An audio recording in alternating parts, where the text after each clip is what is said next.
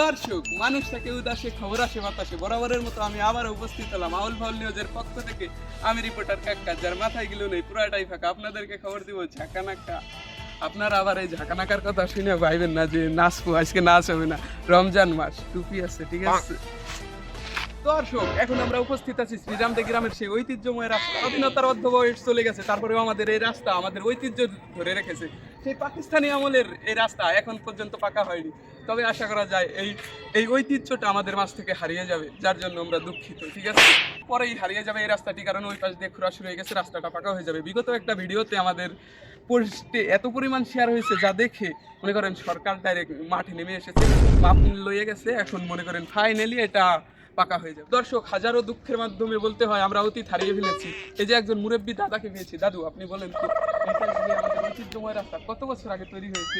এই রাস্তাটা অনেক আগে তৈরি হয়েছে, মানে কি করবো রাস্তা নিয়ে। রাস্তা চলাফেরা করলে মনে করেন যে যদি খাইয়া শেখে তার অবস্থা খারাপ হয়ে যাবে। আচ্ছা, এই রাস্তায় যারা চলাচল করে তারা কি কোনোদিন কাউকে গালি দিয়েছে? অবশ্যই দিয়েছে। দর্শক, অতি আবেগ নিয়ে বলতে হয় আমরা এই রাস্তাকে হারিয়ে ফেলবো, কারণ ওই পাশ থেকে নাকি সরকারি কার্যক্রম শুরু হয়ে গেছে। এই রাস্তার ঐতিহ্য আমরা আর ধরে রাখতে পারলাম না, যার জন্য দুঃখিত।